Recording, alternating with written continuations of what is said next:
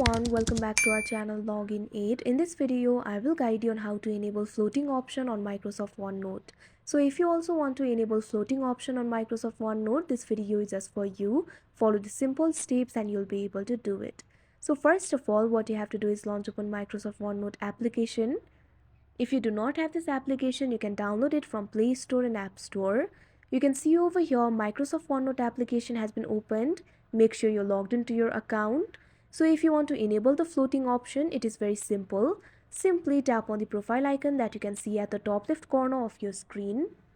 Now you can see over here you'll be led to this kind of interface. Over here you'll be able to see your account. Also you'll be able to find the options like settings, help and support, send feedback to Microsoft. Simply tap on the settings option that you can see right over here. Now you'll be led to the settings interface. From here you'll be able to access the settings options. You'll be able to find the settings options for notebooks. You'll also be able to access the sticky note settings. Also you'll be able to access the general settings. Under general settings you'll be able to find the option for OneNote Floaty. If you turn this on, OneNote shortcut will be displayed on your screen. If you want to turn it on, simply toggle this button that you can see right next to this option. Now it has been turned on. Now here you'll be able to see the OneNote shortcut.